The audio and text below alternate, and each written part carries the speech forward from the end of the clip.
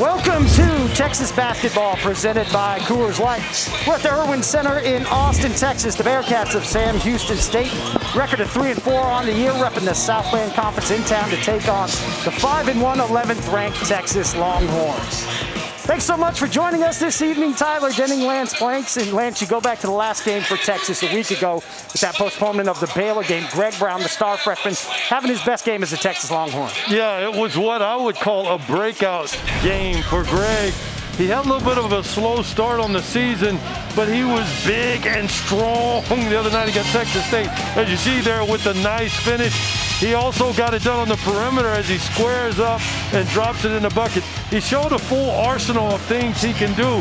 The timing was perfect with him scoring at every level, especially as this Texas ball club prepares for conference play, Tyler. Excited to see what he does tonight and what he continues to build on, this young, talented freshman, throughout the course of this season. For this Texas team, 5-1 on the year, but arguably haven't hit on all cylinders yet.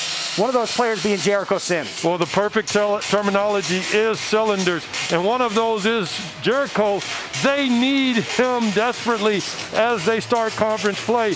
He needs to do his own impersonation of Greg Brown and show up in a big way tonight to show that he can be part of the team and a catalyst to having success as this team marches towards conference play. Most importantly, they need to start with a big win here tonight. For the Bearcats of Sam Houston State, an interesting journey to get here. We'll talk about that throughout the course of the evening. 3-4 on the year. Big reason Zach Nuttall leads the Southland in scoring. Yes, he does, and he leads this Bearcat team in scoring also, obviously, but also in shots taken. He puts it up a lot. He will need to get other people involved against the Texas ball club. He's struggled here of late against the more powerful, bigger, stronger teams, particularly Power 5 type teams. He's got a running mate in Lampley who also can get it done on the perimeter for these Bobcats, Tyler. Texas dominated this series 14-2 all time. They've won the last 6. They first met these two programs back in December as Coleman goes backdoor for the layup. December 19th of 1935. Lance, it was a Texas win 33-29. Sounds like a football score. Lampley, Nuttall, May, Crump, and Ikpe, the starters for the Bearcats. And there is Greg Brown right there impacting the game defensively. Texas out on the break. Longhorns with their same starting 5. Coleman, Ramey, Jones, Brown, and Sims. And a picture you don't see on there is Kai Jones. You obviously see Andrew Jones, but Coach Smart has talked about it since the beginning of the season. He feels like this team has 6 starters. You could also argue that Kai has really played as well, if not maybe the best on this team in terms of his impact. He's certainly gone up the draft board from an NBA perspective. They're shooting 82% right now on the season, 67% from 3. Texas with another steal. And he's shooting those high percentages, Tyler, because he's taking good shots and makeable shots and not really forcing anything, taking what comes to him. Sims over to Brown, but gathering the offensive rebound. Back to Brown. Chance for and one. Well, Brown will get all the glory here, but how about the rebound by Sims and the nice unselfish dish? One of the best times to try to score a basket is right after an offensive rebound, but how about Brown streaking right down the lane, and again, unselfishly, Sims just drops it off with a nice finish. Brown has proven to be, Tyler, one of the stronger guys on this ball club. I don't have it statistically in front of me, but I sure would love to know how many N1s he's had on the season thus far, because it seems like every time I look up, he's getting one. That was his 15th made free throw of 19 attempts for the freshman from here in Austin, Texas. Quick off from 3. That's the first time we spoke of Courtney Ramey. So Texas starts the game off 8-0, a little bit of defense. 3-pointer made. Great start for the 11th ranked Texas Longhorns.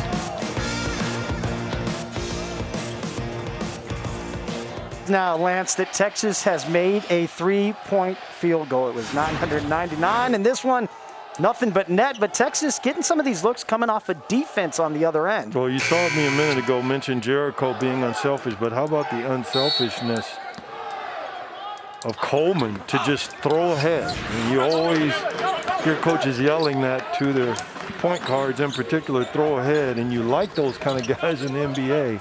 That was a prime example of what could happen, what can happen. Before the defense gets set, throw ahead, and you can get easy opportunities. So Texas firing on all cylinders. The Bearcats coming off an 88-66 loss at LSU. They played that game on Monday morning at 11 a.m. They played at SMU, at Texas Tech versus Boise State. Really just a brutal non-conference slate. Busing everywhere. We'll show you later on in the game here what their week has looked like. As Ramey good again from three. 40% he's shooting from behind the arc this season, looking good thus far. Yeah, and you mentioned the Bearcats against LSU. They were only down 8 with 3 minutes to go in that game. That's one of the challenges they've had with this brutal schedule and these young guys on this team. The challenge has been being able to sustain leads or proximity and score over the course of a game. There's Coach Hooten. That's who is taking the brunt of these challenges of late. Just reached career number win 200 against LeTourneau. 20 wins for the last 5 years. Had 18 wins last year before season was cut short.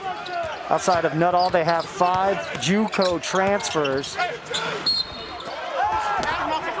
It's a foul called. So a couple free throws coming for the Bearcats.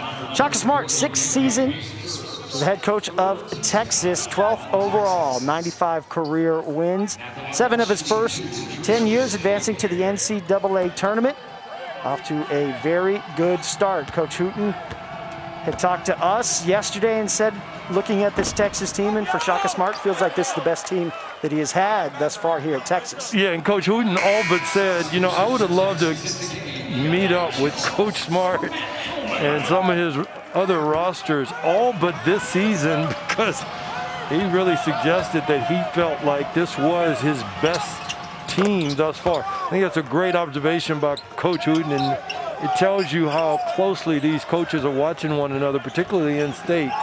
Because I too agree that this is Shaka's best roster thus far. On the board with that made free throw. And then now you got Kai Jones on the floor. How about that? I mean, what kind of luxury is that, Tyler? You can bring a player of Kai Jones' stature off the bench. It was Andrew Jones that earned the foul, the redshirt junior from Irving, Texas. Big 12 honorable mention last year. Still getting his legs this season, 9.2 points per game. Shooting numbers down, 31% from the field, 67 from the line, 20 from behind the arc. So Coach Smart talked about that earlier this week. Said Andrew's putting in the work, and he feels as if it's just a matter of time those shots will start falling for him. Yeah, and he too against Texas State had a couple of moments.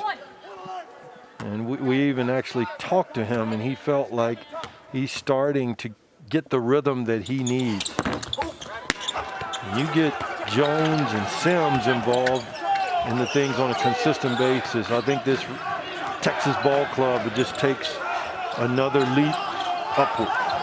That was the 23rd birthday for Andrew Jones, an 11-point effort in that win against Texas State. Longhorns have been off since then. We're anticipating starting their Big 12 slate this past Sunday against Baylor, but that postponed due to COVID-19 protocol within the conference. Coach Smart saying they anticipate that that will be pushed to a later date. As Brock Cunningham will come in. Brown sits down. And Brock, just part of the glue for this team, makes winning plays, and just does a great job of impacting winning because of that. Good pump fake, open three, that one buried. Dante Powers, junior from Starkville, Mississippi. Started his career out at East Mississippi Community College. Led them in assists, second in scoring. 53% shooter from behind the arc, 5.4 points per game. Yeah, and Powers, anytime you can get baskets that are away from Nuttall and Lampley, was the other guard, senior guard for the Bobcats, it's a big deal. And Coach Hooten knows that. You know, Nuttall has had to carry a lot of the load offensively, and it's just difficult when you're playing against a Texas or Texas Tech or LSU. Jericho Sims. Maybe you heard the challenge he presented in the open right there with the big dunk.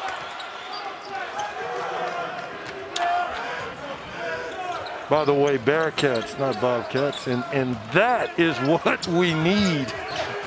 Texas needs from Sims, that kind of dominance. Good up and under finish. That is Nuttall. You talked about the offense he provides. This is a team that scores 83 points per game. They scored 100 plus in their last 3 games, albeit against competition a little different than Texas. Dallas Christian, Howard Payne, and Letourneau. But they can put the ball in the hoop. Cunningham offered 3. Sims continues to fight down there. Cunningham nearly tipped it away, but Bearcats ball. Yeah, I don't understand how Sims missed the lob dunk. I mean, that was uncharacteristic, especially when you consider his level of leaping ability.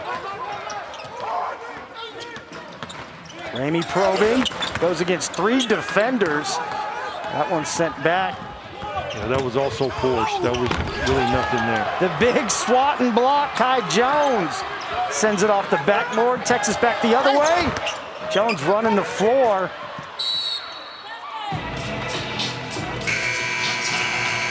Jericho Sims, the senior from Minneapolis, Minnesota. He's got all the athleticism in the world, getting up and putting this one home over the defense.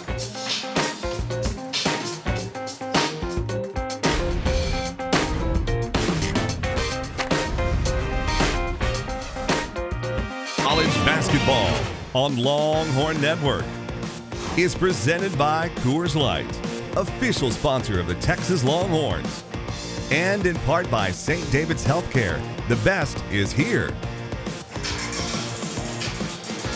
A different look for the Trail of Lights here in the capital city this year. A drive-through Trail of Lights.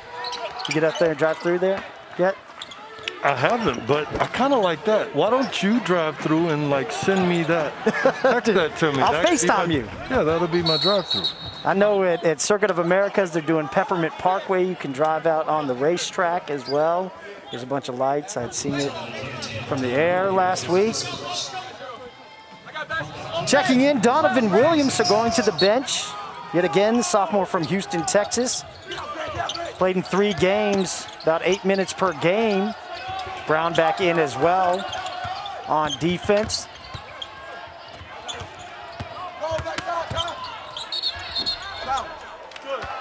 Travel call.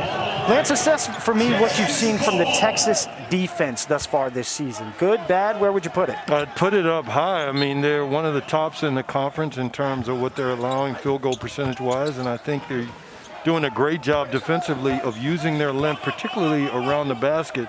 You saw it there on that possession with Ikpe struggling to finish. A lot of pump faking and rushing of shots around the basket by opponents, and that's because of that length and defense.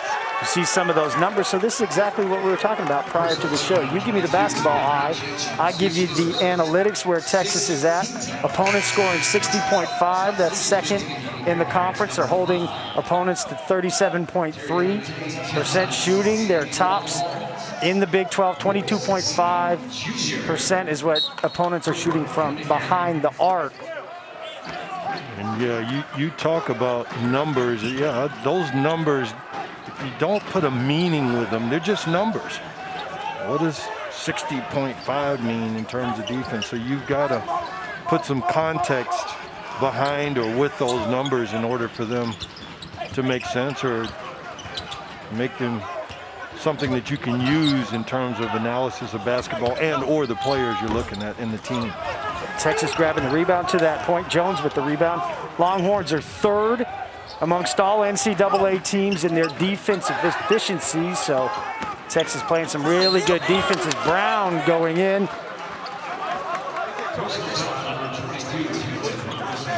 Will earn a couple free throws.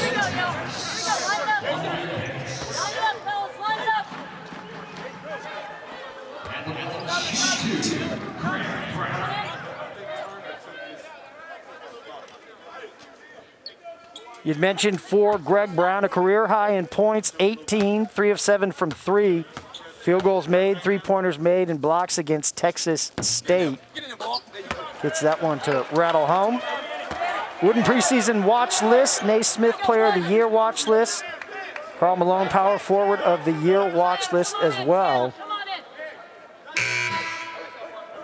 The number 9 high school prospect coming out of Vandergrift High School here in Austin. And what I saw last game from Brown is a little bit of slowing down of the game. And you talked about numbers a moment ago. They speak for themselves. You know why? At the end of that, a 7 for 14 game, I think things slowed down. I saw him get squared up well on a couple of threes towards the end of the game. And he always looks like he's having fun. So I think that element has been there. Just Texas rush. with the steal. Another foul as Donovan Williams will get to shoot free throws. So Texas creating a ton off their steals and in transition. You asked me a moment ago, Tyler, about where the defense showed up. That's a good example right there. Texas does a great job of getting those long arms and long bodies into the passing lanes. And not many longer than Donovan Williams. Stands at 6'6". With that wingspan, he plays at about 6'8" as a perimeter player. Where Donovan struggled, I thought, last year is not always being ready when he's come off the bench. I think when you got a lot of good players around you, and he's one of them, especially as a young player, you've got to make an impact as soon as you get on the floor. Suffered a left knee injury last year, off-season surgery in the spring, so good to see him back out there and utilizing that wingspan on defense. Texas keeping a wrap on this Bearcats team, just 6 points. Nearly 8 minutes into this one.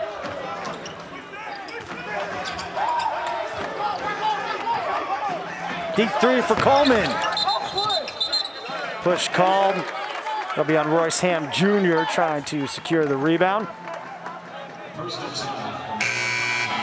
Ham has been one of the keys this year, I think, especially in these games where people have challenged them in terms of teams that play ruggedly. Ham really doesn't back down to anyone and offers a level of stability in the interior for this Texas ball club. I think he'll be a key as they move into conference play. Second on the team in blocks, fourth in rebounding, playing just 12.8 minutes per game. Had those career-high 4 blocks against UNC. Yeah, but maximizing all 12 of those minutes. He's part of the reason, Tyler, that this ball club has this record that they do, especially after playing the level of opponents that they've played. 5-1, good wins against North Carolina, Indiana, Davidson. That game against Villanova was tight here, just a 4-point loss. As Dylan Robertson makes one, misses the other.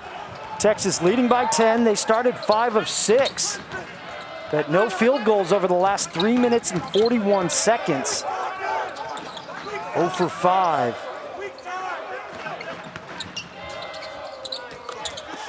That one good. Texas is so much better when they share and move the ball quickly.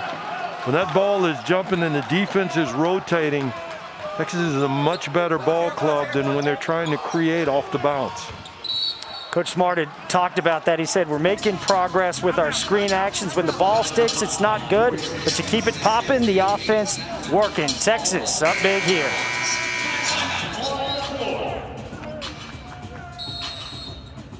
Welcome back to Austin, Texas, where the Bearcats are experiencing optical illusions everywhere. All of these are optical illusions. They think something's there. No, it's not. They think there's a pass there. No, it's not. They think, oh, I can finish. No, you can't.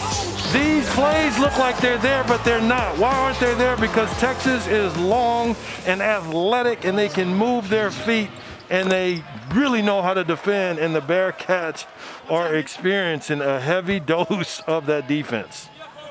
0 for 4, the Bearcats, no field goals over the last 3:53. Bryce Monroe making that free throw, but you see the numbers, the 3 blocks, 3 turnovers forced. It goes back to what we were talking about earlier, the praise from Coach Hooten, and what really I think a lot of people are seeing from this Texas team, the length, the athleticism, the style that they are playing this year, why they have the potential to be really, really good, and why they're ranked 11th in the country right now with the wins that they have. Yeah, and it also talks about, or it speaks to the development of this Texas ball club, because this, in large part, was the same roster last year. They're just a little bit better, a little bit stronger, a little bit smarter, and now they're just tough to contend with anytime you want to try to score the ball. They really get after you defensively. See a contest there. Challenging is Kai Jones, making the offensive player go up and under a much harder shot. Yeah, that offensive player is Zach Nuttall. That's where their offense starts and ends for the Bearcats. And the longer you keep him quiet, the more challenging this team will have it on the offensive end, because he is what makes them go along with Lampley, particularly of late. 21.1 points per game for Nuttall, who right now just 1 of 6 from the field, 2 points. And you ask, I mean, how big his impact coming into this game. Zach Nuttall taking 105 field goals. I mean, the next closest to him is 66. He's a fine ball player, potentially could be one of the best at Sam Houston State in history, but he's really had a challenging time as he's coming to these Power 5 level games.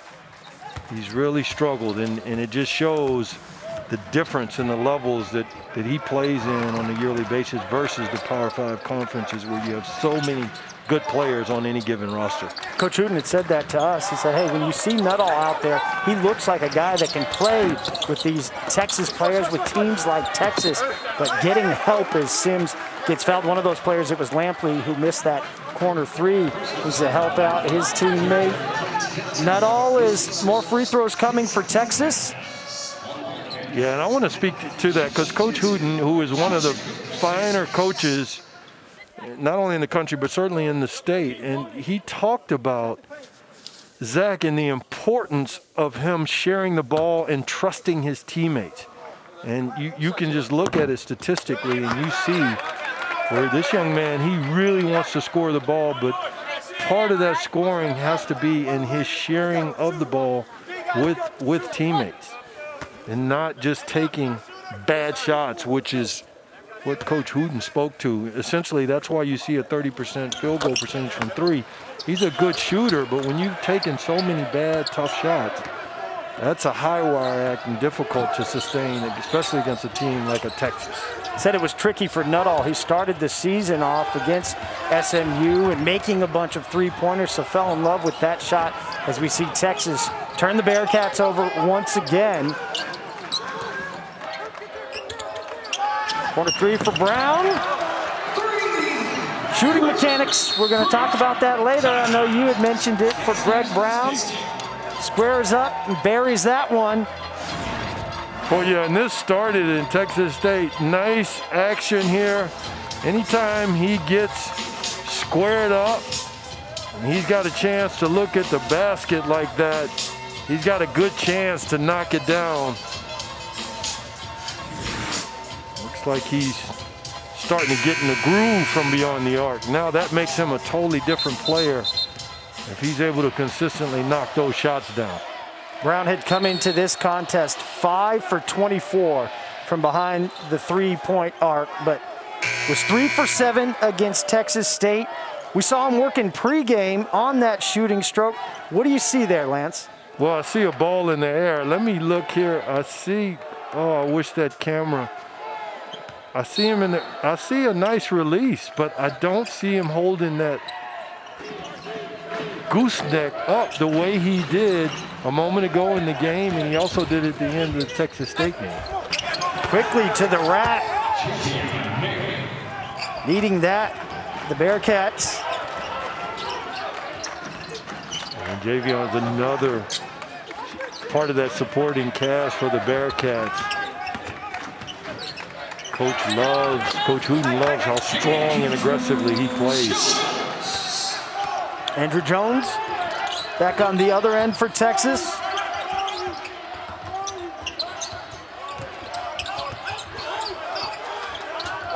Texas getting a little bit of offense from everyone, getting a little bit of defense from Coach Smart. You see over there, was working up and down the sideline.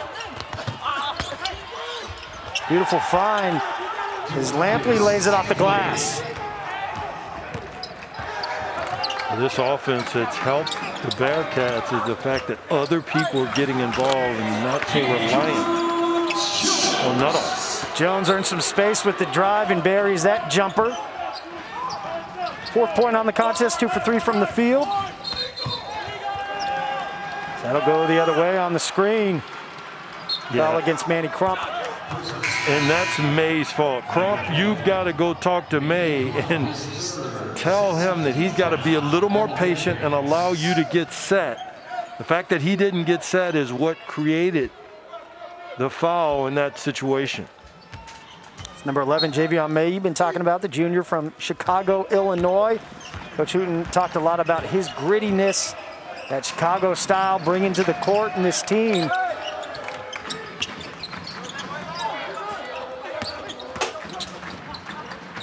Jones with the fine Ramey, deep 3, good. And these guards for Texas, Coach Smart really likes the ball in their hands. One of the big 3, usually, and Coleman, Jones, and Ramey. And the more they can play together, the more dangerous this Texas team is. So Courtney Ramey, last year he shoots 31% from 3. This year it's up to 40%. Burying one there is Texas up 30-13 over Sam Houston State.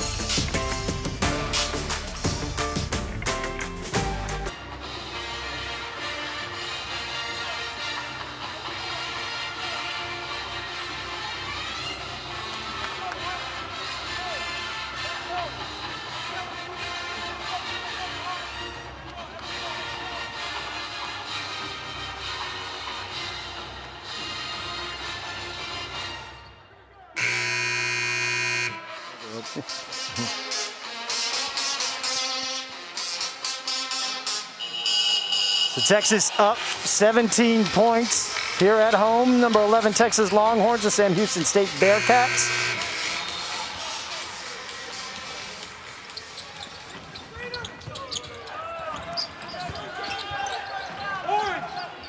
Texas continuing to hound with their athleticism, their length. Bearcats shooting 25%. That ball on the floor, scrapping for it is Cunningham. Texas comes out of it, but a shot clock violation. So it will remain Texas ball. That's frustrating for a team. Anytime you get a nice long timeout, you've been sitting there drawing up a play. On the offensive end, and defense has been drawing up their execution, and you don't even get a shot. Again, it just speaks to how good this Texas defense is. You mentioned context. I had said defensive efficiency amongst all teams in the NCAA. Texas 3rd in the country.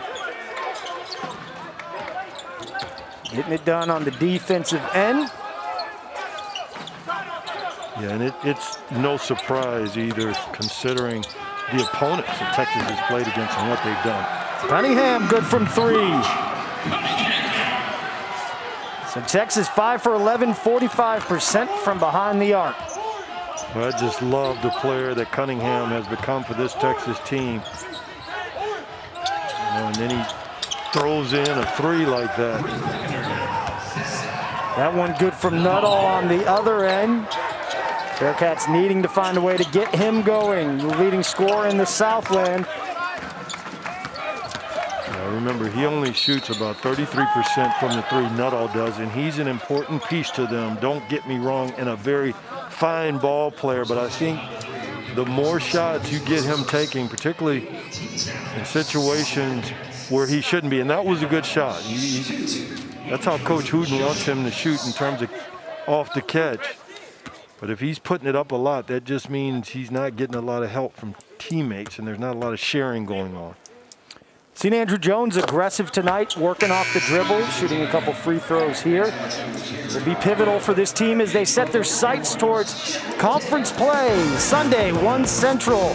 They will now kick off conference play against Oklahoma State, the talented Cade Cunningham. What can the Texas defense do against a projected lottery pick, possible #1 pick? We'll talk about that more in the second half. But Sunday, 1 o'clock Central, live here on LHN and the ESPN app.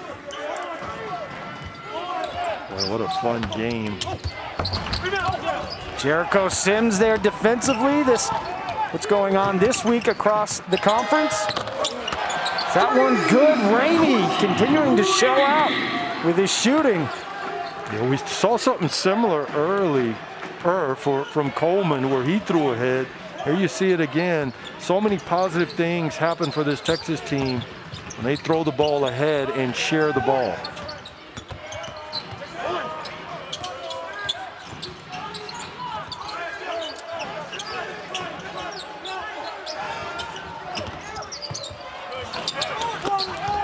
That one missing everything completely. Ramey will throw it up. A little too much for Sims, but it'll stay on the Texas side. Longhorns in terms of sharing the ball, 14 assists. They have 6 in this contest thus far. Jones sits down, Williams back in.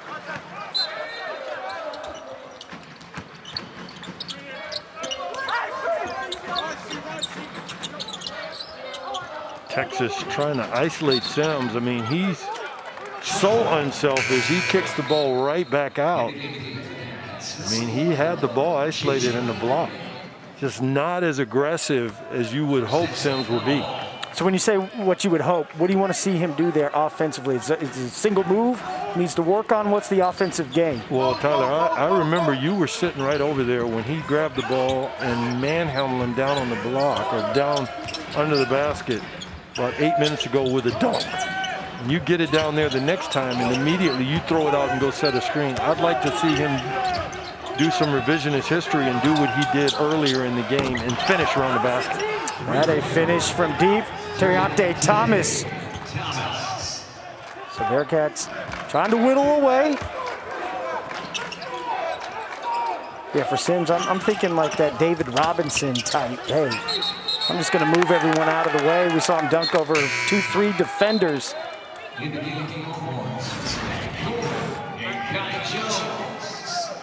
A great ball movement there. Just a good job by Powers in the way he pulled the defense and swung the ball. First made 3 on the season for Thomas. See how the Bearcats close out this remaining 4:42 of the opening half. You had mentioned Coach Hooten saying, hey, we've been close in all of these games against this top caliber competition. It's just gotten dicey. We've had these stretches, whether it be at the end of halves, where we've gotten blown out. That one high off the glass, but no one there. Kai Jones there for Texas. Williams loses it.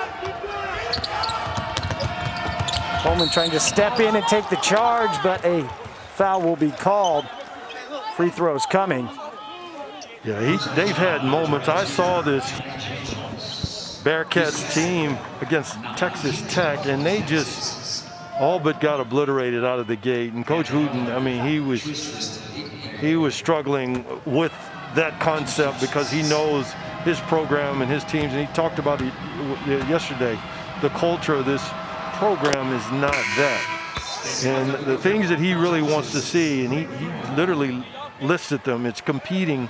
And part of that, Tyler, as you mentioned, is about them staying in proximity against teams that maybe are in a better situation or have longer, bigger players. He just wants to see his guys competing. I think we're seeing that tonight. And then defending ball screens, which he knows Texas loves to do, and then, of course, rebounding the basketball. And all of those are noble and doable things from coach's perspective. Brown short with the three.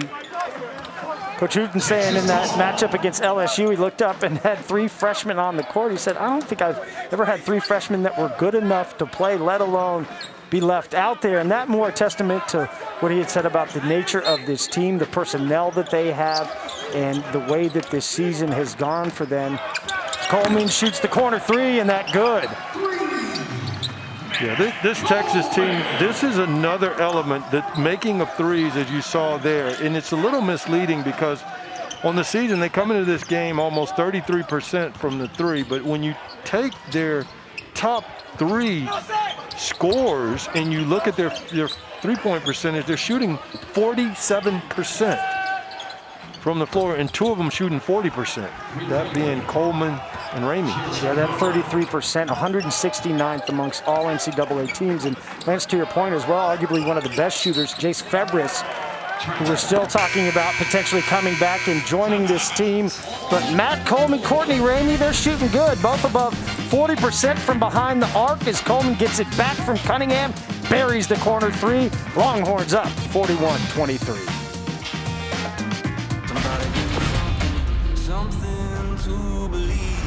ESPN. Point shooting, you see 7 overall made threes. Their season high is 9. How the team percentage can be a little misleading, but you got Brown that's made 2, Coleman, Jones, and Ramey 4 or 5 from behind the arc. You're certainly not looking like a 33% three-point shooting team. And also, I mean, again, as you mentioned with Brown, he's starting to come into form and get very comfortable behind the arc. Also, they're sharing the ball. I mean, they've got 7 assists on 13 field goals, so you can safely say this ball club, Texas here, is hitting on all cylinders.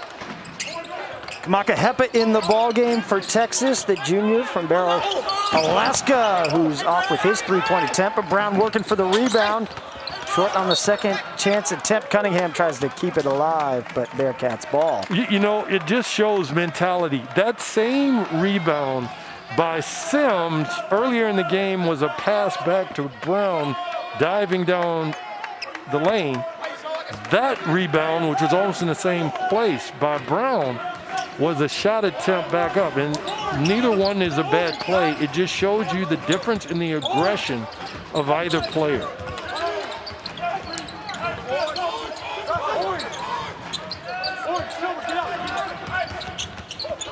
Texas continuing to hound, swipe in, get in those passing lanes. Nearly got one there, but they do get an offensive foul called. 8th turnover for the Bearcats, that against May. Yeah, and that's trapping the box, and a lot of teams will trap the ball on the box and force the receiver to have to make a play. It's often not even about scoring. When you see those big, long bodies for Texas coming at you, now you've got a tough decision to make and a difficult pass because of their size and length. That ball turned over. That's another thing that you've been big on as well. You look at the steal numbers for Texas. That's not necessarily indicative of how active they are in passing lanes. Tipped balls, I know that's a stat that a lot of benches like to keep, and that's where they look at because that also tracks hustle. Yeah, it can, and it can track active hands, but the key is obviously stopping teams, finishing rebounds, and turning that defense into offense. Texas has been able to do some of that tonight, but DeMarcus Lampley good there, the senior. Phoenix City, Alabama, good with the jumper. 16 points the advantage. Brown driving, but a charge taken. That's the old Brown, and those are what I believe are predetermined plays. Nice charge received there by Cook, staying in position. But Brown, there was nothing there. It's okay to catch and swing the ball back. Brown will sit down along with Cunningham, Ramey, and Sims. Back in, 1:47 left in the opening half. Texas leading by 16.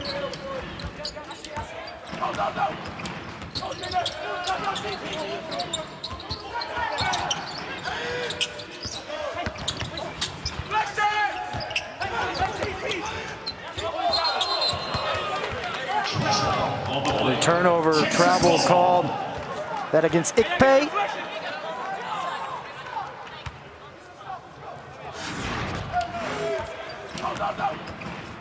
You got Sims, who comes out hard. Look at the movement. Texas doing what they did. And if I'm Nuttall's who made that pass into the corner, saying, Coach, that's why I don't pass it. My teammates got to take care of the ball and make plays.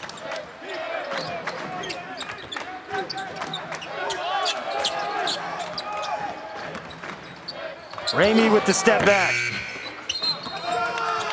Sims going to be called, being over the back, trying to tip that ball out. Yeah, that was great fundamental basketball by Ikpe. Doing the right thing and keeping Sims off the board. Coach said of Ikpe, hey, he's in the wrong sport. Built like a defensive end from Deer Park, Texas. Started his career at Blinn College. Yeah, one of those junior college players that Coach Hooten said is taking a little while. He talked about him as the season goes on, a little bit after the new year. Typically, he said these guys historically have gotten a lot more comfortable. This is a heck of a way to start a season, having to play the type of opponents that they've played of late. You had talked culture as Texas will cast off. Jones, the corner three. Good, but not having that spring. Coach Hooten saying, hey, we've been here for 10 years, a decade. Culture established in the spring, not having the athletes on campus during that time. He had mentioned in the LSU game, the breakdowns of even going in and out of the ball game, exchanging the towel and saying, hey, who's your defensive assignment? And all those things that you would work on as a good offensive rebound leads to a second chance opportunity. But those are the things that the Bearcats really still trying to drill down on in the midst of a brutal travel and play schedule. I mean, they missed 38 days of practice and had no activities in the summer. And, you know, when you're changing a roster, those things are important. They didn't even start getting together until the 1st of September. Courtney Ramey leading the way, double-digit scoring in every game this season. He has 12 points, all from behind the arc, 44-26. The 11th ranked Texas Longhorns here at home, up over the Bearcats of Sam Houston State. Talk the conference a little bit when we come back as Texas up big at half. College basketball on Longhorn Network, presented by Coors Light, is brought to you by Whataburger. Try the Patty Melt today. It's an all-time favorite for a reason.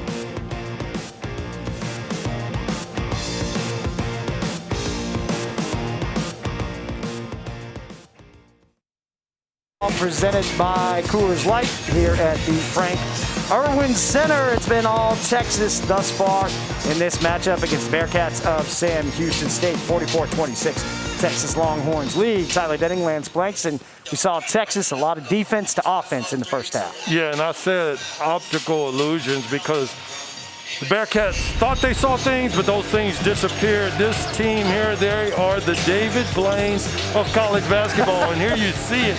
Here, seriously, these plays you think you can make, but they are so long and they cover ground so quickly, and they are nasty on the defensive end. Look at Sims out there, move those feet, and look at that layup that just disappears. But Tyler, oh, What did I hear earlier? E. Van said that Texas team is hotter than what? Fish grease? Fish grease. In part because of this young man, Ramey. He's raining threes at a 40% clip and proving it's not a fluke. These Bearcats better pick him up early or it's going to turn into a much longer night. That's a 40% clip on the year. Tonight, he's shooting 100%, leading Texas in scoring with 12 points. As we look at our first half stats presented by Coors Light, Longhorn shooting 50% as a team. We showed you earlier, 9 made threes, the most that Texas has done on this young season. They've already made 8. The points off of turnovers, 14, and 9 fast break points for Texas. So Lance, what do you want to see for both of these teams the second half? Well, I want to see guys that are coming in and playing off the bench sustain what is done by the starters and guys that are playing in front of them. This is a great opportunity. The other thing I would like to see is a little bit more from Sims. We saw the big dunk over one of the Bearcats, I think Ipke, down on the block, but we've got to see a little more from him Texas-wise if they want to have this kind of success going into conference play.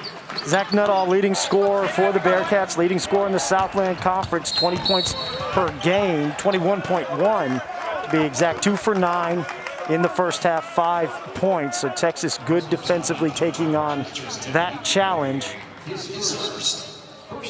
And the right one to take on. I think if you take Nuttall out of the game, I just believe that these Bearcats struggle at another level. His teammates actually came up bigger than they have in the recent past and from a collective standpoint.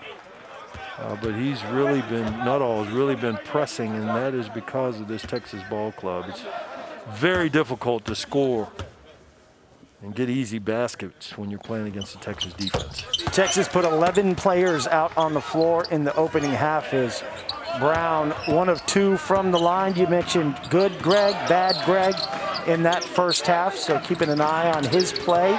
Talked about his progression, the open coming off his best game in a Texas uniform, trying to play a little defense there, but whistled for the foul. And that was bad, Greg, not because he fouled and not because of where he got caught. He really didn't start playing defense until the ball was received by Ekpe under the basket. You've got to play defense early for this Texas ball club. And Tristan, as aggressive as he is, as Coach Hooten has talked about, he's the wrong player to wait to guard after he's caught the ball, especially around the basket. High praise for Ekpe from Coach Hooten, saying he can be an all-league type guy, standing at 6'5", 6'10" wingspan. He's an accounting major, high character, really high basketball IQ to go along with that defensive end size. As Jones goes into the heart of the defense, but will earn a trip to the line. Yeah, and Jones has actually been pretty good off the bounce. I just don't like Texas's offense as much when they're doing a lot of dribbling as I do when they're passing the ball and moving it, just because they have such not only really good shooting, but some great shooting percentages on the perimeter. I think a little more ball movement, and you get more done in an efficient way on the offensive end. Coach Shaka Smart talked about that. He said, we're not as good. Where we're better is the next play after the first action. We're much more difficult to guard. Yeah, I agree with that, and that's part of letting that defense shift and adjust. See the 4 points for Ekpe, Lampley with 4, but not all well below his season average. Texas, Jones and Brown hype there. And you saw the graphic, 4 for 15 is just not enough for this Bearcat ball club. And Monroe, as good as he is, they think he is their best point guard, but he's got to be a little more sure-handed. Heard so many teams, so many coaches talking about bringing their own energy as Ramey gets that one to rattle home, but you don't have a ton of fans in here. Obviously social distancing, but a defensive play like that, you saw Jones bounce up, Brown, see the whole bench trying to find that energy when you can't feed off a packed house. You got to be a guy that's about the substance of the basketball. That one good from Nuttall, hand in his face from Brown, but he can do that. Yeah, and I would contend a late hand in the face by Brown. That's what we were talking about, the basketball moving and popping. Just off from Coleman. Sims tried to keep it on the Texas side, but tapped out of bounds. Texas 8 of 18 as a team from behind the arc.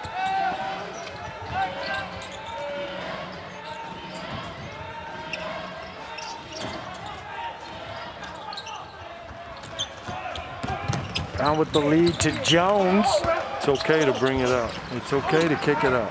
Brown keeps it alive and fights for the opportunity and lays it in. That was just desire because there really wasn't a play there for Jones to make. And then Brown doing a great job of rebounding and putting it back. You talked about that on the other end in the first half, Brown, that other shot that we had seen, a little longer floater, but just the aggression going back up, using that physicality, trying to use some of that right there. Something you talked about for Sims as well. Yeah, it just seems like Sims could do that all day long. And I mean, that's... Texas with the steal. Coleman will miss the layup, but the putback there from Brown.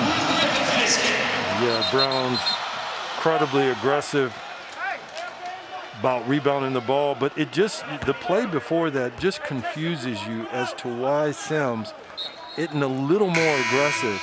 I mean, he's like a man-child out there, and he can manhandle pretty much anyone on the floor. Good job, relentless Brown. The ability to hang in the air that long, to wait for the ball, find it, and then put it back through. Meanwhile, Bearcats with a mass substitution, so Coach Hooten going to the bench, maybe not liking what he saw coming out of half from that starting unit. Deep three, misses, ends up in the hands of Coleman.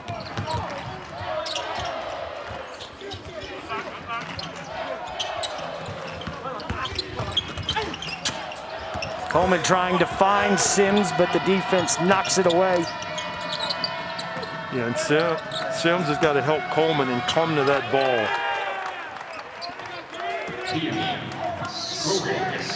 Done a nice job by Kean Scroggins, a freshman from Raymore, Missouri. Yeah. Part of that young group that Coach Hooten has brought in here that is still adjusting. Anything he can get from these young guys in this environment is an investment into their future once they get into conference play. Ramey thought about that one. Sims kicks it out. Coleman with the great find for Ramey, who will shoot a couple free throws.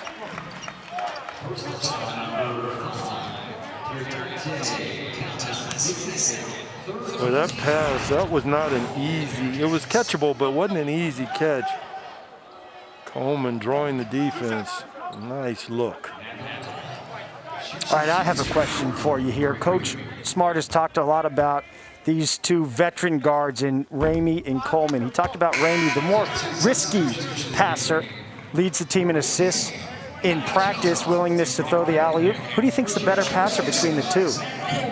Well, I think Coleman, I mean, if you just measure it by the eye test, I hate to pit them against each other, but I think if I'm going to have a guy passing the ball, I think I'm going to want Coleman doing it for me. And to your point about risk, I think Ramey's probably going to take a few more risks in trying to. There's a risk right there, but not with the range that he has shown tonight. NBA range for Courtney Ramey repeatedly across the course of the evening. 17 points. We were talking about throwing up lobs, but he's throwing up threes and not missing. Yeah, you talk about stuff in your stats. That's just what this looked like is turning into for Ramey. He's very comfortable from beyond the arc. Jones hesitates for a moment.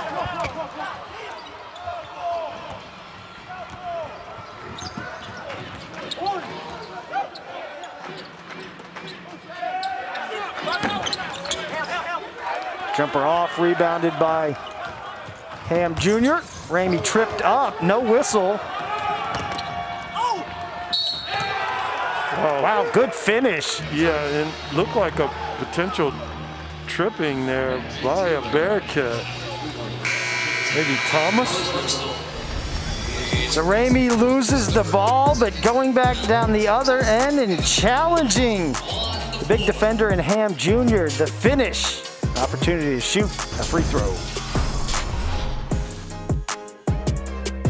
Sam Houston State last Wednesday scheduled to play at Houston. That game was canceled. They moved Letourneau up. It was scheduled for December 29th. Then Coach Hooten got on the phone, started working the phones, talked to Will Wade, confirmed the game at LSU. So they get in the bus. They travel 298 miles to Baton Rouge. They play an 11 a.m. Monday tip-off at LSU. Finish that game, go back home to Huntsville to then get on the bus today, come down here for this matchup. Saturday, they will play at home against Rice, and then they go on the road, have to go down to the Valley to play a UTRGV. So it's been a very interesting week and tough start to the season for Coach Hooten, really trying to get as many games in as possible. He had talked to us about just the reality of a program and the level that they are at, a lot of these games that they go on the road, and the importance of those games, what it is to the budget. He had said, per his information and athletic director, that they're the only university and program within the state of Texas that has not furloughed or cut any single sport throughout all of this COVID-19 year. So Coach Hooten doing his best, obviously, to keep his players safe and on the court, but trying to put a team on the court to play basketball games. Boy, nice job, Tyler, getting all that out nice and clean and succinct. But Coach Hooten, I thought he was great on that call. He was so positive, and he said he was proud of the school and the support that he's gotten under trying circumstances. He talked about the kids and them stepping up in spite of not playing the type of basketball that he would hope, but he understands the impact of COVID and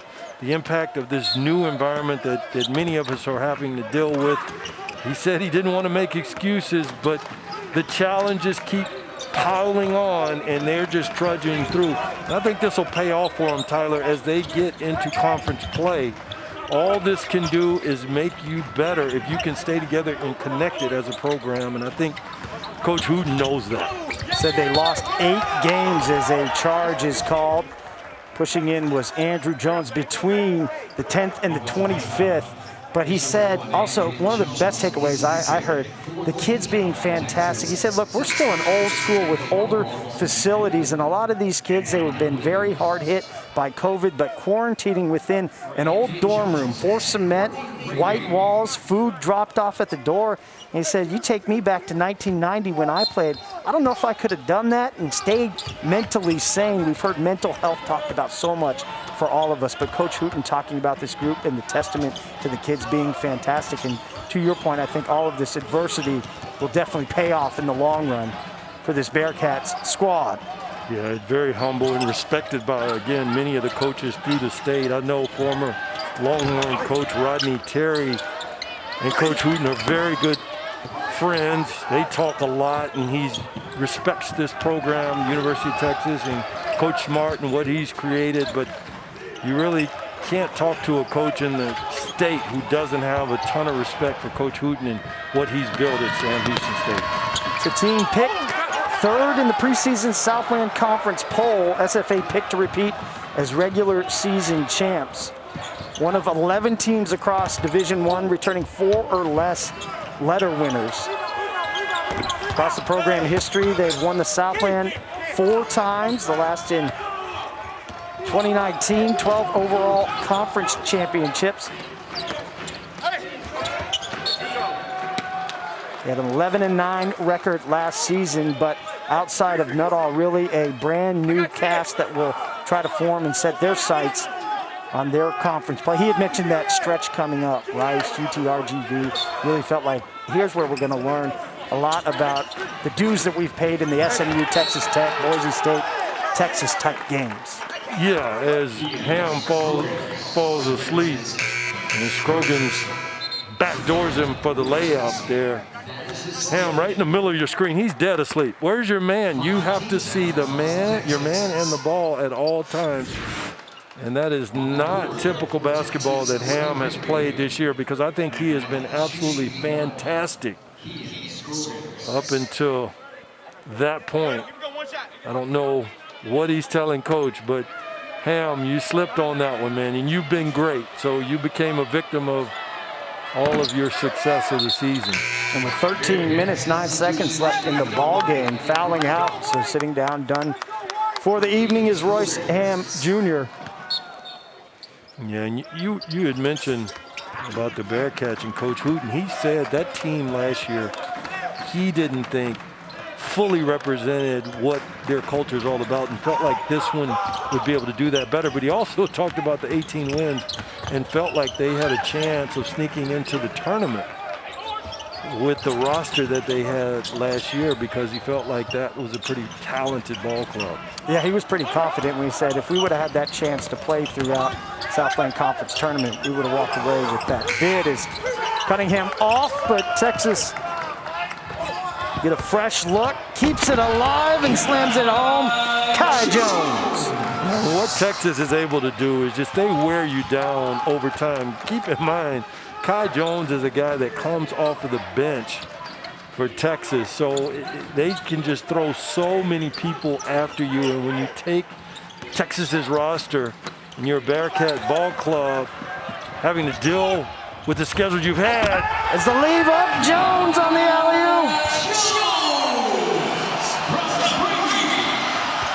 You can have guys jumping right over the top of you right on cue. And just Kai pulling out what he does well. He runs the floor better than any big in the country, or of the ones that I've seen, and I've seen a lot of them so far. You won't find many guys at any level who can run like this young man here. Kai Jones came into this one shooting 82% from the field. When you can get up like that and finish over the defense, it's going to keep that percentage high. Texas cruising 62-38.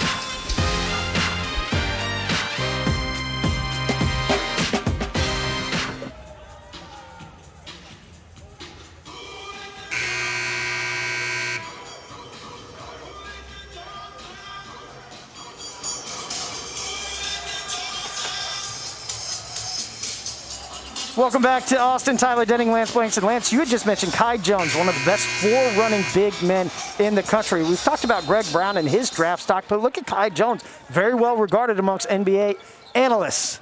Yeah, I would be shocked if he's at number 32 4 months from now, 5 months from now. I mean, this ball player has really grown from just a season ago, and he's showing he can impact the game in many ways.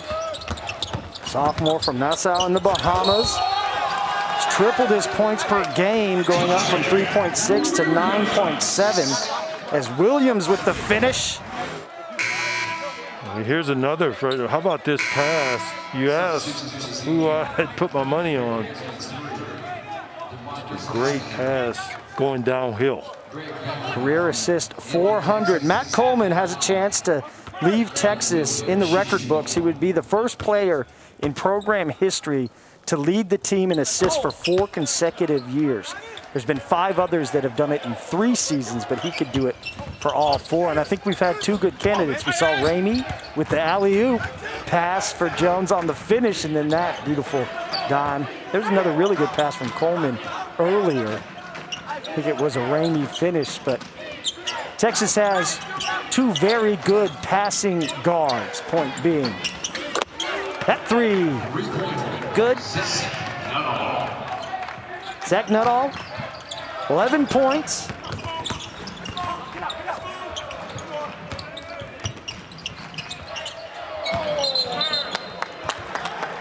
Talk good, Greg, bad Greg.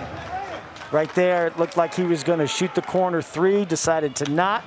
Called for the travel. Yeah, and I'll tell you what Greg does. You talk about good and bad Greg, but what he does a good job of, he does seem to not allow bad plays to play around and live in his head rent-free. he certainly seems to move on to the next play.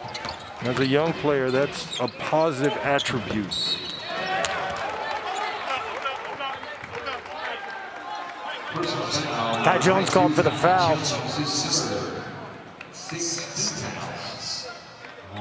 Manny Crump will be the player to shoot.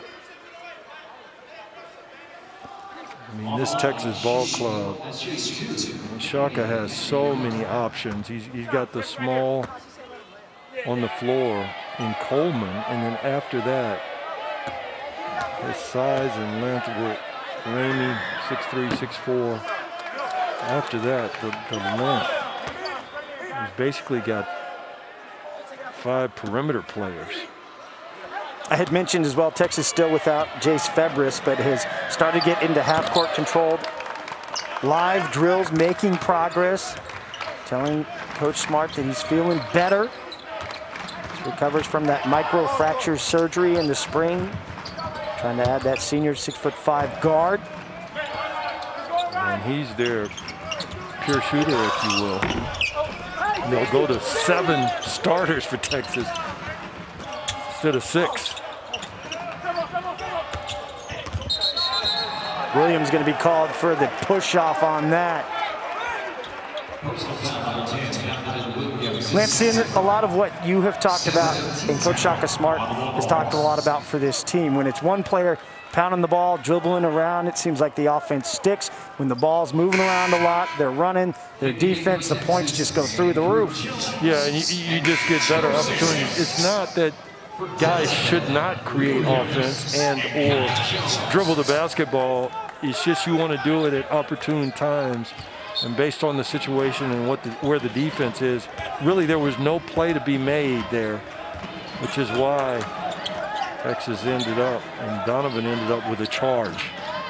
So look at Jace Febris getting up off his spot on the sideline. Beautiful take. Gets the roll off the bounce and the finish. And Nuttall's going to get his. He will not relent. Remember, this is a guy who came in the game shot 105 shots for this ball club. That one sent back. Wow. By Nuttall. What an athletic play. Oh. And I think the starting unit in Nuttall, when they sat that time on the bench after that slow start to the second half, have responded. So we see the 2 plays from Nuttall. Boy, just a nice drive. Texas has to do a better job moving their feet. But this sums up. Talk about aggression. You can't be this lax. And whoa. That's a great help by Nuttall. Awake and alive. Potential #1 pick in the spring's NBA draft. Obviously a long way to go to get there, but he will be in town along with the Oklahoma State Cowboys to face off against the 11th ranked Texas Longhorns. For Texas, that will kick off their conference season. Oklahoma State began their conference season tonight, and it was TCU with the upset, 77-76.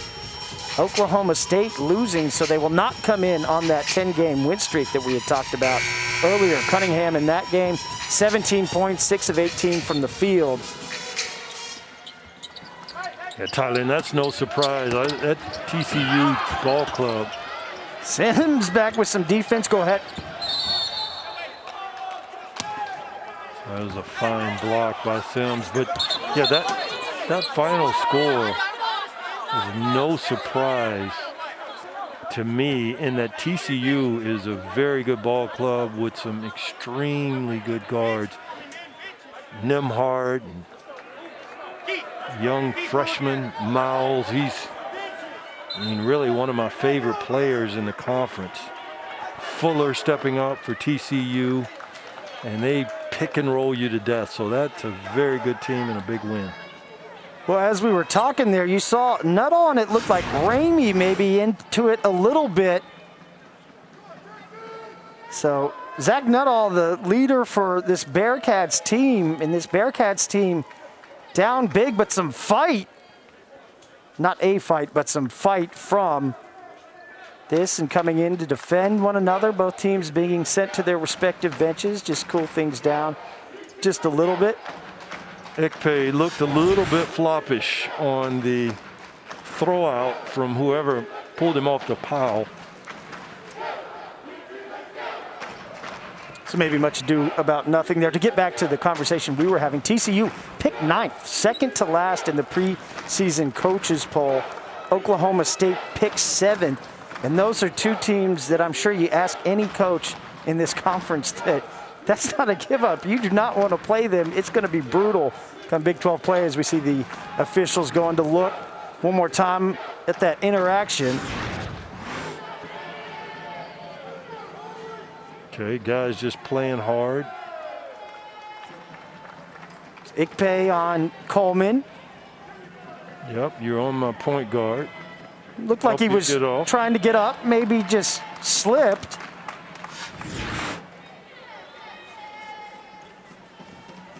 Yeah. Play on from my seat. I agree with you 100%. But I'm not wearing the stripes.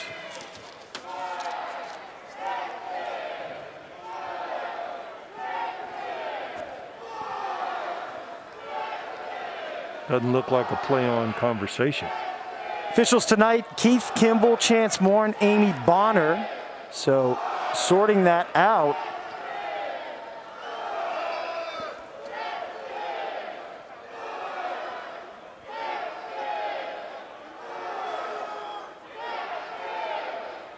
Now looks like communicating to the official score what the ruling will be.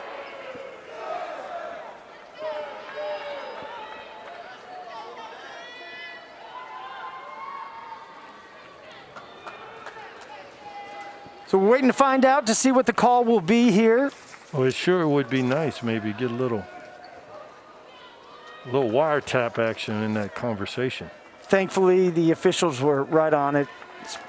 Sent both teams to their respective benches. It didn't progress to anything more than a little bit of jaw-jacking.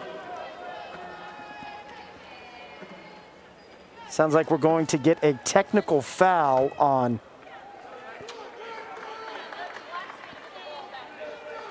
Greg Brown. So a dead ball technical foul. That's being explained to Shaka Smart.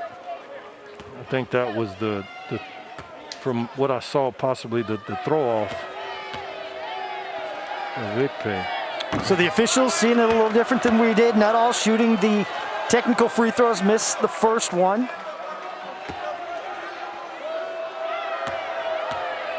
But was talking for this Bearcats team, definitely not going to go quietly as Nuttall misses both.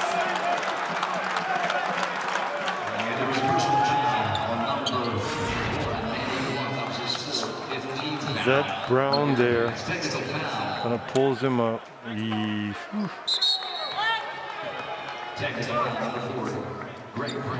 looked like he was already on to Coleman. And like you said, Lance, hey, that's my point guard. Yeah, got to get him off. So thankfully nothing more than that, but for the Bearcats, significant in the fact that 2 missed free throws on the technical. Texas called for a foul. By the reaction, it looks like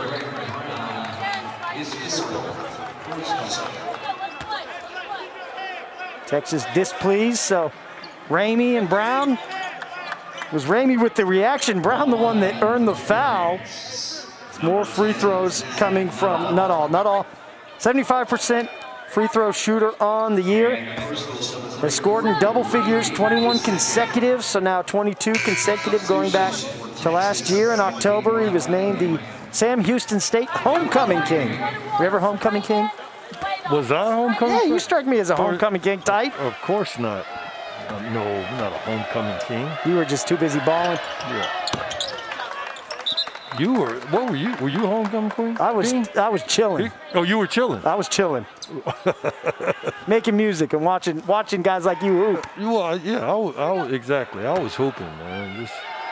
I was trying to get my scholarship. It worked out well. All right. Nuttall, career high 36 versus SMU, so he can hoop. Yeah, and I felt like Nuttall getting that 36 points, it's almost like he's been chasing that ever since. And all that has done is created defenses to really key on him, particularly against these big schools, because these guys do not want Nuttall coming in here and dropping a 36 on him the way he did with the SMU. And it was an SMU game that they ended up losing 97-67, so something interesting for just the Bearcats as they evolve their identity. One of the big challenges Coach Hooten had issued to Nuttall was his leadership and saying, hey, we can still get you your 20 points, just do it within the flow of our offense. Like this right there, good look. And that's on cue, and it's emblematic of how he wants him to score, out of the system, out of context. And I'm sure these are important buckets for Mr. Nuttall. An important sequence, too, for Texas, as you've seen an 11-0 run for Sam Houston State. Still plenty of time left trying to cut this down to double digits. Mentioned the flow of the offense. Boom. Yeah, that was pretty bad defense by Texas, but I think from what I could see, it looked like Jones tried to go over top of the screen and got caught up and fell. And Nuttall's too good to not guard out on the perimeter. Manny Crump fouling out. Lance, Bearcats outscoring Longhorns right now in the second half, 23-21. And that really goes back as Sims will shoot the free throws to what Coach Hooten had talked about. He said you just take away these little stretches we have played right there with all these teams, the SMUs, the Texas Techs, LSU.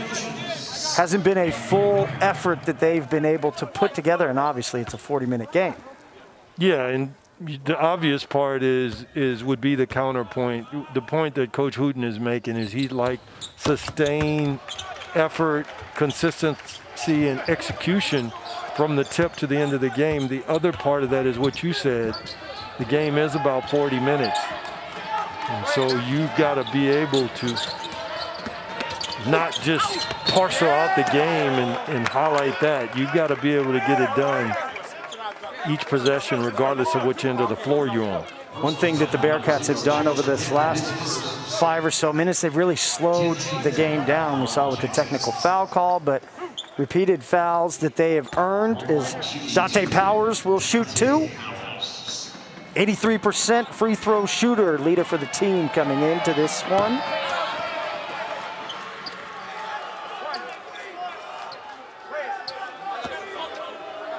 Yeah, the other thing that's added to the pace beyond just the technical and the stoppage of play is either team is pressuring the ball a lot out in the backcourt.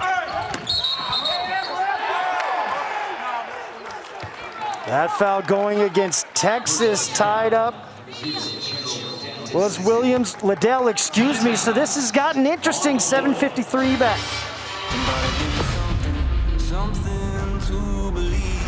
ESPN, home of the College Football Playoff, coming New Year's Day. So Texas, the last 3 minutes, 26 seconds, no field goals.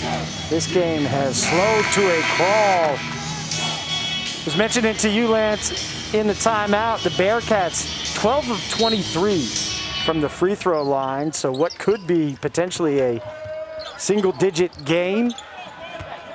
Not quite there yet. Can they push it? Cut it to singles, or can Texas put this one away? They have 3 players with double-digit scoring. They're led by Ramey with 17. And Texas comes out with a little token pressure. And we've seen this a few times this game where Sam Houston has a long timeout, comes back in the game with the ball and does not execute. I mean, at the very least, you want to get a shot off, especially after that much time to draw up a play. Both coaches talked about this. Is Jones in and out from 3, but the rebound there for Gerald Liddell. See if Jones tries it again. Cunningham seems to always be right around those scrappy plays. Jump ball called. Well, that play, it was designed, looked like, for Sims to make a play at the free throw. He caught the ball, Sims did, and his first action was to try to find someone. He has got to amp up his level of desire to score the ball. I think that's part of why it's taken him so long to get going.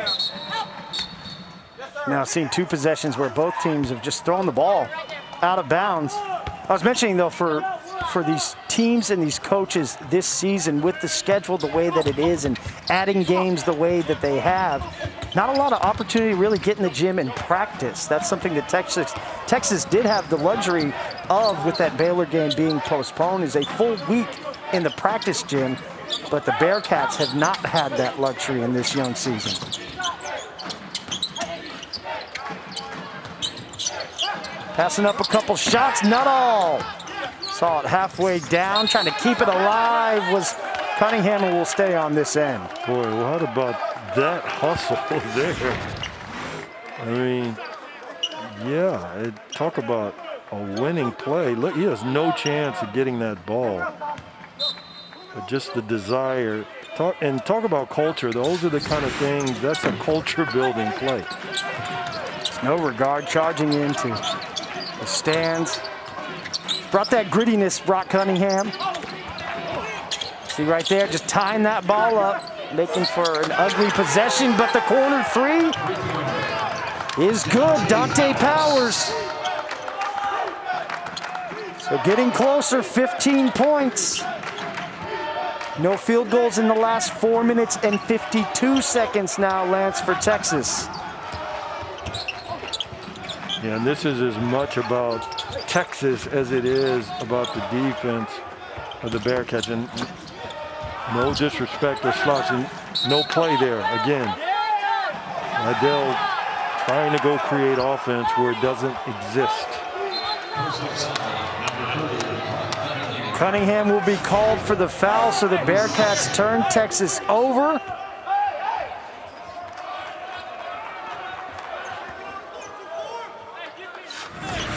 Powers can shoot it from 3, 53% on the year. Yeah, and Ramey stayed down instead of closing out on the three-point shooter.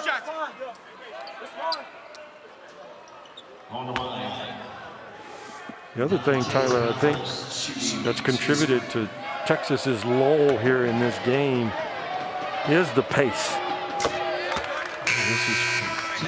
Texas isn't getting any of those easy looks that we saw early in the first half, those throw-aheads.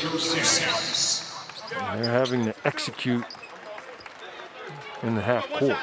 Liddell will sit down, Greg Brown back in. Lynch had mentioned 38 days of missed practice. Coach had said everyone on the team, including himself, had battled COVID. No summer access, didn't get the guys till mid-August. They had to lock down till the 1st of September. 9 new players. But we had talked prior to this one about both teams and both coaches wanted to get out of this non-conference matchup. What are you seeing for both with 5:40 left to play? Well, in terms of what they get out of it, well, there's a lot to be said for the Bearcats in terms of how they've responded to their first half. And Coach talked about them, Hooten talked about them competing, and that's what they're doing. I mean, they haven't given up on themselves, staying locked in. Nuttall, when he's on the floor, he's going to want to score, and he has not relented.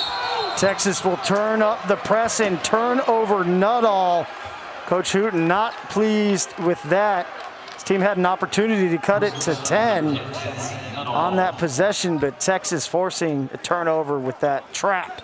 And I think if you're Texas, one thing is you've got to be asking yourself, what can you do to get Sims going?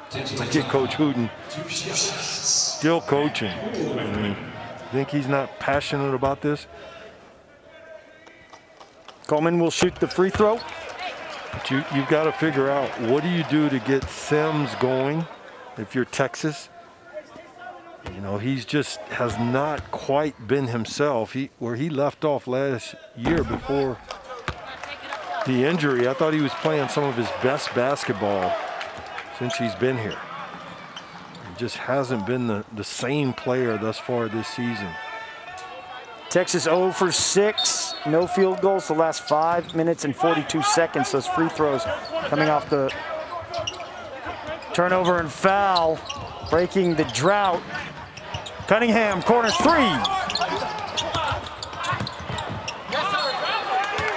Talk winning plays. Cunningham trying to keep that alive, cannot. Well, what's being exposed here, as much as anything, is half-court execution. This long drought for Texas has been about not being able to execute and finish and get offense in the half court. Saw that in the first half, some of the shot creation. Andrew Jones working off the dribble. Saw him early on with a couple of buckets, but something to watch for Texas moving forward. When it's not coming off of defense and transition, what does that offense look like? Yeah, and some of that is Sims because he can play with his back to the basket. And that's just a luxury that not every team has, where you can throw the ball to someone to finish down in the low post. And that's a part of his game that he's got to bring back to this Texas ball club. Nuttall with Cunningham on him. Will draw the foul, third on Brock Cunningham.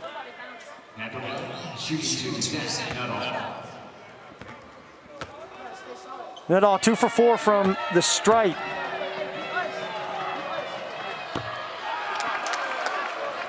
Boy, Texas's best defense tonight. Been at the free throw line. Yeah, it's crazy how that happens, but 14 to 26 now, the Bearcats.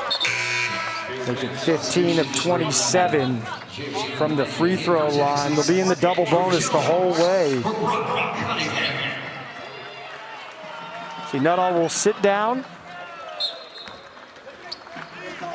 and we talk about the free throw line and laugh, but some teams, some coaches do believe that difficult, tough teams to score on, it does have a carryover effect to the free throw line. And this is a team that only shoots roughly about 65% from the floor as it is, but a little worse than that tonight. Nearly 7 minutes. Texas is gone without a made field goal. Brown in that drought does with the three.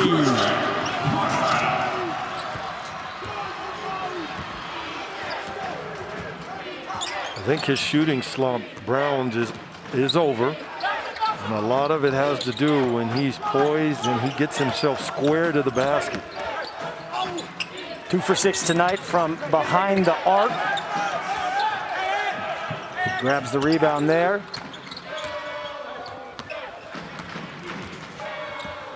Eight rebounds on the night for Brown. Will go off the dribble. Whistle called earlier on the floor, but Texas with a big drought from the field, broken by a Greg Brown three. Longhorns lead 72-55. College basketball on Longhorn Network is presented by Coors Light. Made to chill. 21 means 21.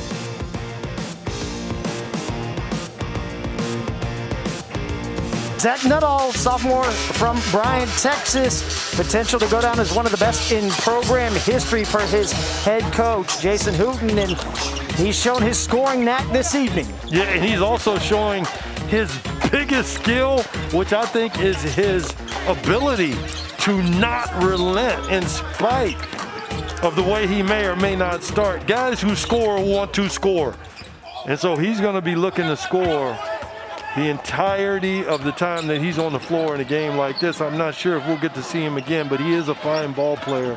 Got off a bit to a slow start. I think he was at 2 for 9 at one point. And he has turned the tables and got 21 points against a very difficult Texas team to score on.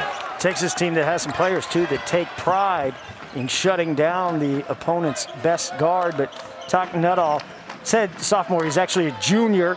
That game against SMU, 36 points, 14 against Texas Tech, 22 against Boise State, 13 at LSU. Go along with his efforts tonight. Yeah, and Nuttall, well, he is coming back. Nuttall, they know, the team knows, Coach Hooten knows, he's got to be good for them to be good, but it's the way he is good in terms of helping this team. And part of that is being more of a receiver and giving up the ball and being inclusive with his teammates, because as good as he is with these teams that they're playing, can't just carry them to victory. I mean, that's a difficult task when you look at a roster like a Texas Tech or an LSU or Texas. Coleman 8 points tonight, averaging 14.5 on the year. His team now at a 20-point advantage with 3 minutes and 18 seconds left. Gives us an opportunity, at least, Lance. Let's talk about Oklahoma State. Mentioned earlier that loss against TCU, but Texas, the next time we will see them in action, it's going to be Sunday. What does Texas need to do that they did tonight as the big finish from Kai Jones? Maybe some more of that. Yeah, Texas, maybe they can hear you wanting a little bit of love. And shall we say, little Usain Bolt action running the floor. The big fella, Kai. And he is so good at running the floor. And how about the guards knowing that? Just holding up, hitting him on time and on target. Lance, I think no secret for Texas. This team is at their best when they're ripping and running. When they get those pick sixes, get out on the break. But maybe some of the things that you saw tonight that they need to clean up heading towards conference play. Well, I think they're solid. The cleaning up really is more about individuals than it is about the collective of this team. Their defense is great. You know, they do a good job of protecting the rim. They pressure the ball. They share the ball. I think Andrew Jones needs to find his consistency. He saw a little bit of it against Texas State, but he's not all the way back. I think Sims, I've talked about that tonight. You know, those two in particular, if they can get them at full strength in terms of their impact, that makes them very difficult to deal with in conference play. Mentioned for Jones, the shooting was 20% from three coming into this one, but Coach Mark saying full confidence that Jones will get there. He's putting in the work in the practice gym, getting the shots up.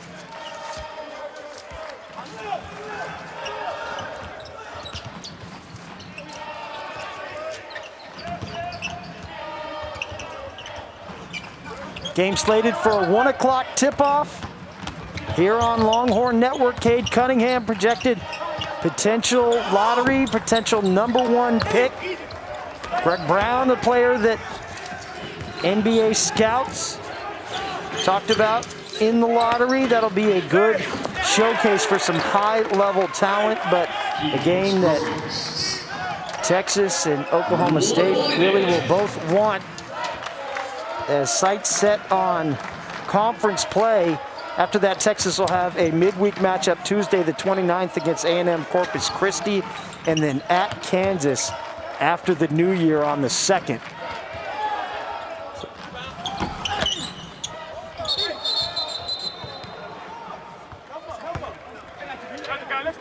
You know, you talk about who's playing well and not. You mentioned the percentage there with Jones. And I think a lot of the environment with social media and these projections, I think sometimes that creates a pressure for some guys and a pressure to perform at a certain level. I mean, all of these guys either think or want to play at the next level, and not just the next level professionally. The next level, they want to be pros. They want to be in the NBA. And I think when you put that kind of undue pressure on yourself, sometimes it can show up with your ability to perform and just play basketball like that young man right there, Kai, has been doing thus far this season. It sounds simple, but you just play the game. It's the same game. Let the draft and the projections and social media take care of itself. You just play the game and do what you do.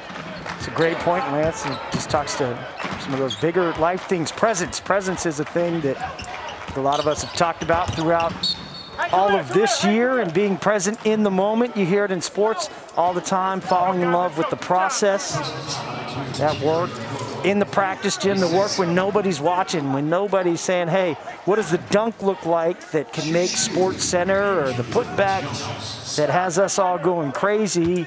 It's those free throws or that extra rep in the gym that then translates over onto the court. Yeah, you've got to be able, and sometimes those things get talked about like they don't really matter, but at the end of the day, you've got to be able to carry those things over, regardless of what it is, free throws or ball handling or whatever it is, into a game situation. And those things create a level of substance that allows you to have the kind of success you hope to have when you do play the game.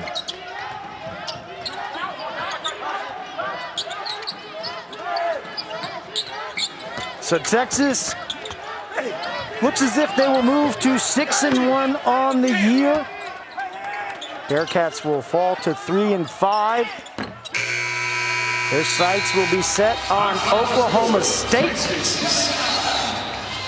Shaka Smart continues to be off to his best start during his time here, 6th season at the University of Texas. For the 11th ranked team, 2nd consecutive 6-1 start. They've beaten some really good teams this year. North Carolina and Indiana. Davidson, that lone loss against Villanova.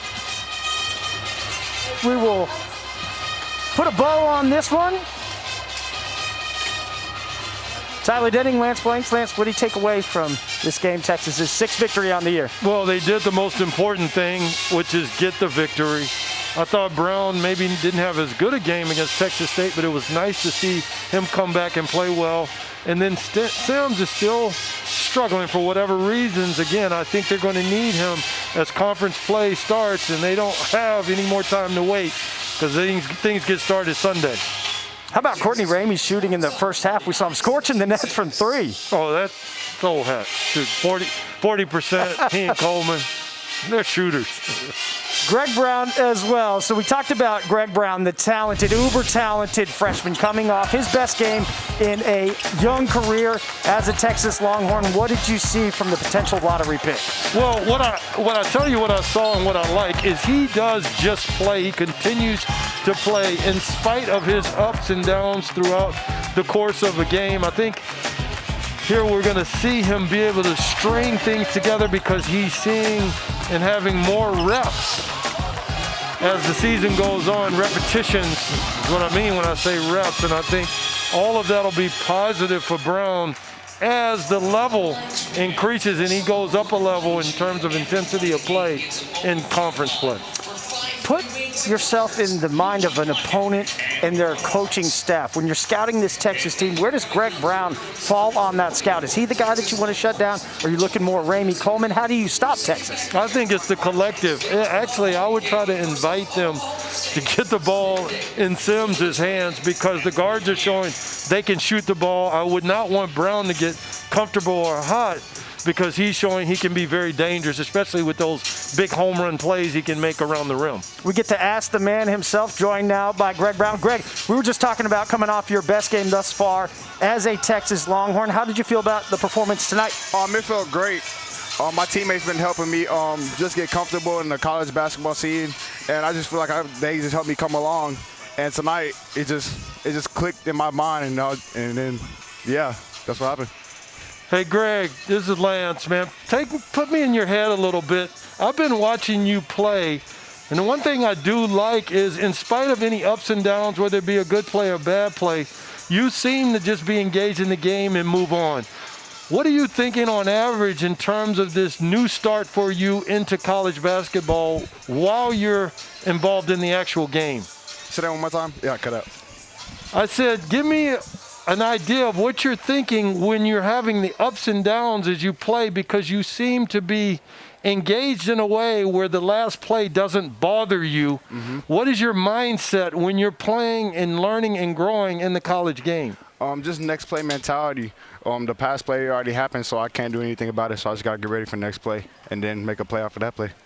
All right, Greg, we got to talk about it. Cade Cunningham, I'm sure you guys have some history. You guys welcome Oklahoma State Sunday. What's it been like playing against him? What do you expect to see on Sunday? I expect to see some big things out of Oklahoma State, to be honest. They're a really good team with really good players, and it's just going to be a great game overall.